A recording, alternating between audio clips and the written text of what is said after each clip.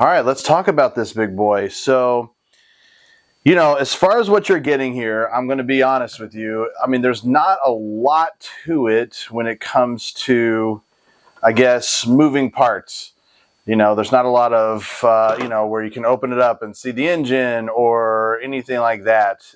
It is what it is. It is a car, and it is super cool because it is the original Batmobile from that first 1989 Batman, and now it's making its comeback in the Flash movie, which is coming out soon, which is really super cool. So, I mean, I know that collectors really enjoy when we can get a vehicle. There's so few vehicles for these 7-inch figures that to get one like this and to get one that's so iconic as this is absolutely fantastic. So a couple things that I'm just going to go by way of judgment. So the paint job is what it is. It is just a gloss black. One of the things I think you can see in the lighting that I have, and one thing that's kind of a disappointment is this hatch or canopy that you slide open in order to get into the Batmobile is a different color. It is sort of a slightly off black. It's like when you get a black t-shirt and black jeans and they're not quite the same. That's what we got going on, at least in mine. And so this is a different color as is this. And so I guess to me, that's a bit of a disappointment. I don't like that. We have what is a very plain little exposed engine part. It does not have any depth to it as far as the paint job is concerned. We've got the gold Batmobile or the Bat emblems on the wheels, which are actually quite cool. I really like that. I think they did a great job on the wheels and tires. I think that is one thing that I think is a huge plus. I think that's really great.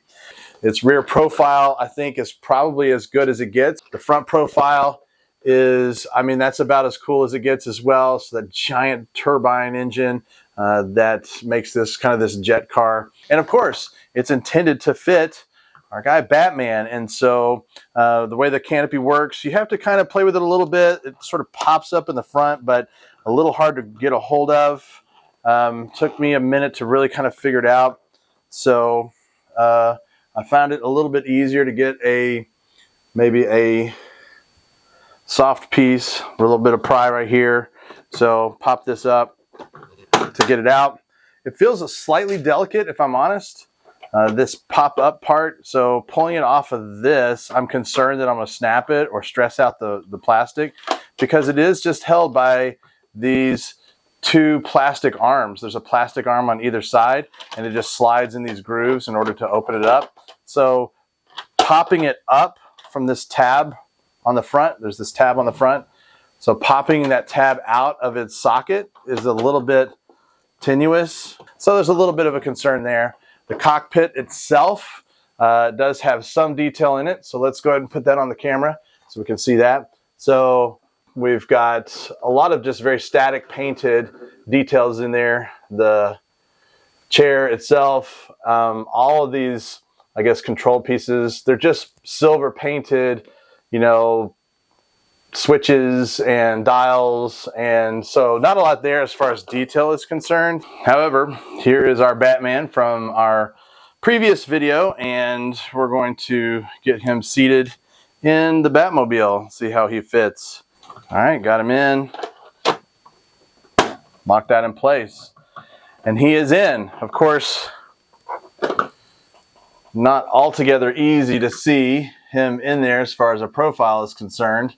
It is cool in person to have a figure in a vehicle. Just to give you some reference for some size for this vehicle, you can see the scale of this Batmobile. It works really well for the 7-inch figure. This is the Bat Cycle from the Batman movie, which came out last year, and so you can get a look at its size scale compared to the Batmobile. So pretty decent.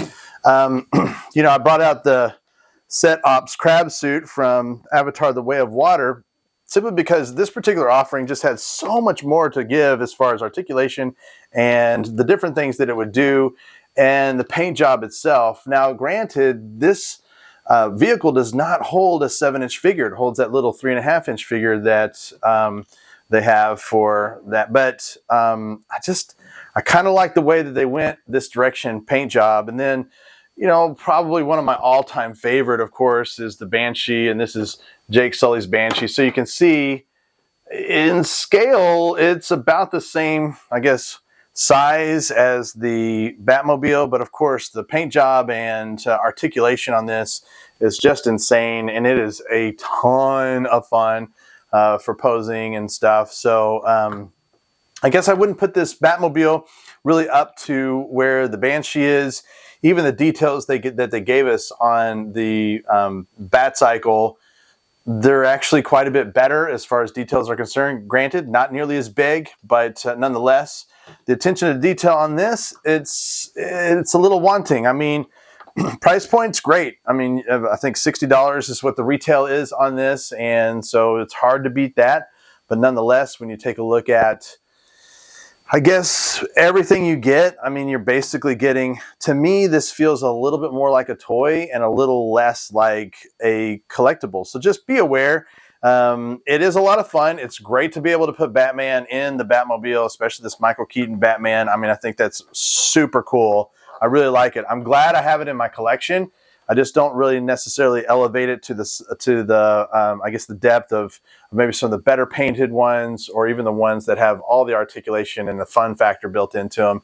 Even like the Batcycle and stuff, as kind of difficult as this was to put some poses on, it's still so much better painted and so much better detailed than what the Batmobile is. So it's one of those moments, hey, if you like Batman and you like this Batmobile, you're going to enjoy it thoroughly. If you're looking for something that's going to have a lot of wow factor, then this one's not going to be it for you. You'll be better off going with something else.